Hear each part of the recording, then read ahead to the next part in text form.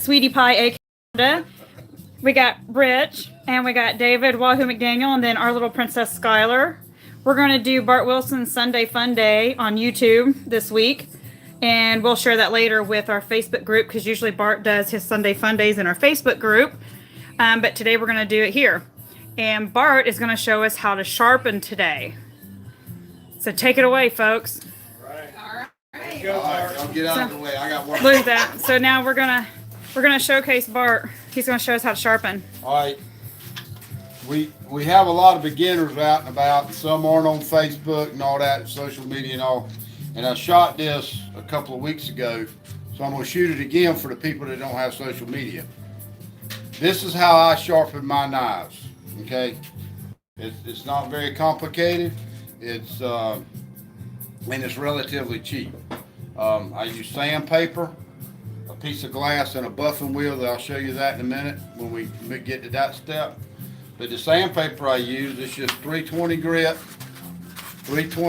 wet, dry. You can buy it wherever, and I cut it in strips. Now, I used to do this on a piece of board, but I don't anymore because people have talked about using glass, so I use glass now.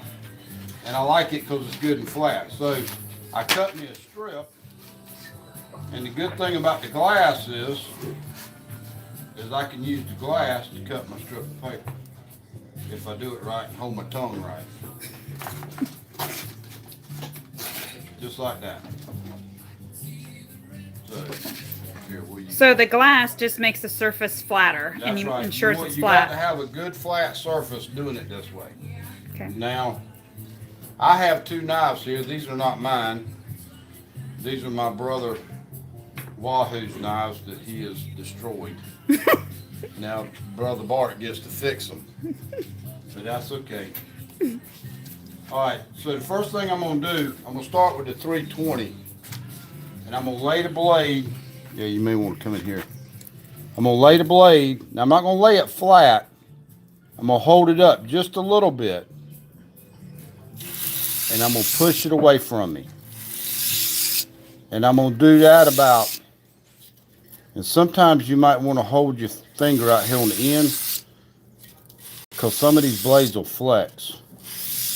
And I'm going to do it about 5 or 6 times on that side. And when I do that, you'll start seeing the grind marks.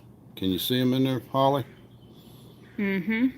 Okay. Yes. Now what I want to do, I want those grind marks to come up just as all the way to the top if I can, but I want them to come up high and get it flat so it goes through the, so I need to lay it a little flatter. But then I come back on the other side and I pull it back to me like that right there. Now this one may take a little bit of extra working because I think Brother Wahoo has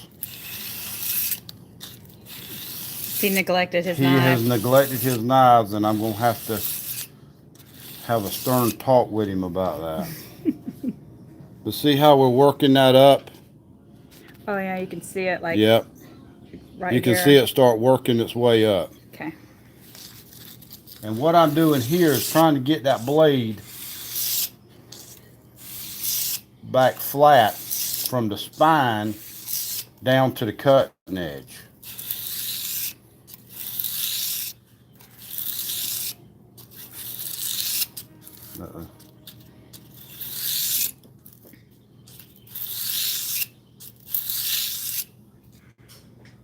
There we go. See how we're working it up? Oh yeah, I can see the scratches and stuff now. You see it start coming up? Mm-hmm.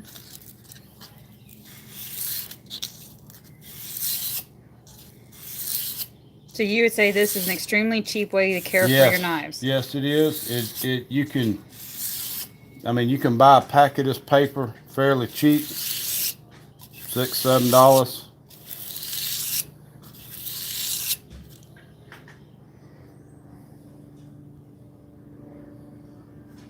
That's getting pretty good. Gotta get his looky-loos on so you can see. Get my looky-loos on. Let's hit it a few more times. Now, with this 320 and being so fine, if you're cutting a lot of metal, it'll load up fairly quick.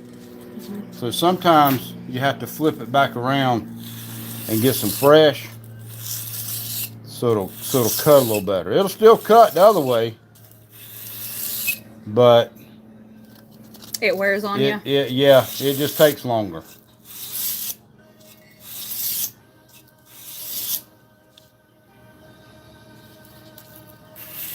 Okay.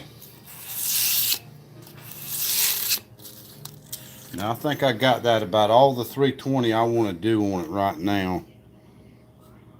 I need to hit it a little bit more right there.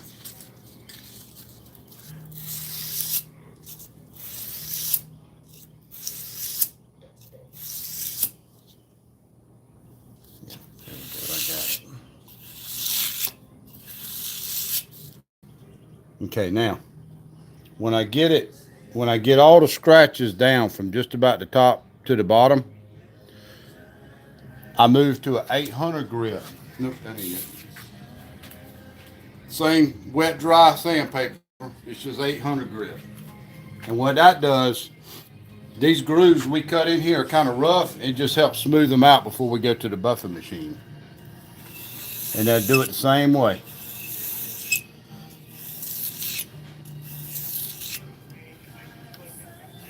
And this one you don't have to do as much. You just want to kind of help smooth this out. Smooth those grooves out a little bit. Like that right there. Can you see that pretty good right there, Holly? I can see it. Okay. I can see the scratches getting more Okay, fine. yep, that's right. That's what you want. All right, so now we're going to move to the buffing wheel.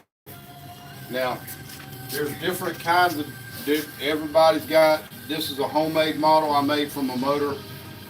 Put a switch on it, and this is a hard wheel I got on here.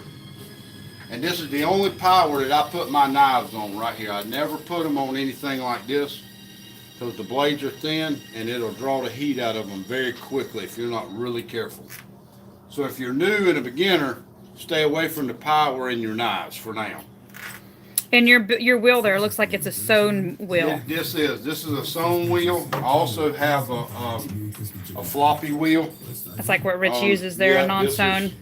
This is the one. Either one will work, but I kind of like the harder wheel a little better. Okay.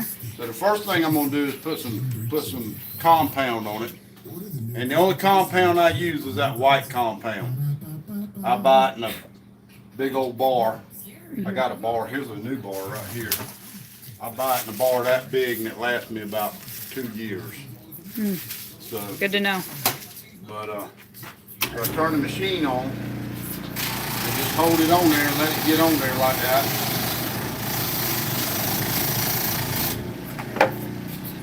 Then I take the knife and I hold it flat up to the wheel.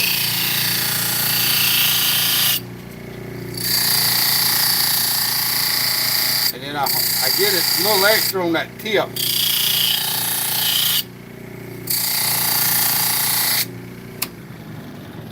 And you'll still see a little bit of the scratches, but you'll see how it shined it up.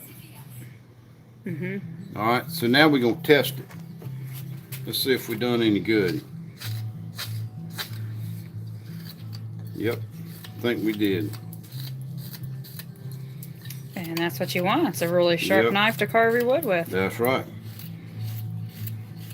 Now, yep, that's pretty good right there. So, Bart, what happens if you get lines when you're doing that? Does that mean there's burrs on the blade and you take it back to the buffing wheel? Yep, just every now and again, because that edge is so thin, you'll get little T90 breaks in it, and that's what causes the little white scratches in your wood. With your carving and you see a white scratch, same thing with a gouge. All you gotta do is just take it back to the buffing wheel and buff it out. You don't have to go back to the sandpaper unless it's really bad. Most of the time, the little scratches you can buff right out of there and go right back to carving. Now, a hand strop works the same way as that buffing wheel does. It just takes longer. I like to carve. I don't want to spend all my time sharpening knives, so That's why I have a buffing wheel. So, but that's it. Quick and easy, fast, cheap. You know, for a beginner, it's you know, you don't have a lot of revenue tied up in it. And, you know, like with machines and stuff like that, you don't need that stuff. You can do it like this. In my opinion, the only machine you really need for sharpening is a buffing wheel. Now I do have this machine here that I run a 1x42 belt on, and I use it strictly for gouges. But even with gouges, I have to be very careful. And with this, because I can burn it and take the temper out in a heartbeat. And it's kind of heartbreaking to know that you just ruined a $35 gouge, you know, and you got to go buy a new one. So Yeah. take your time. If you ever do power with your gouges, make sure you got a bucket of water and cool. Grind a little bit, cool. Grind a little bit and cool. That's the key to power, is to cool it. Keep it cool. And it takes a little longer, but you keep it cool. But anyway, that's how I do it. That's how I keep my knives in tune around here, down here. And I hope it helped you out. I'm gonna get off of here and go carve some wood. I got to go beat Wahoo now because he let his knives get into shape, and I had to straighten them out for him. So, but anyway, it's gonna be a pretty day down here in South Georgia. You folks get out and do something, do a little carving, and we'll talk to you later. Bye Bye, now. everyone.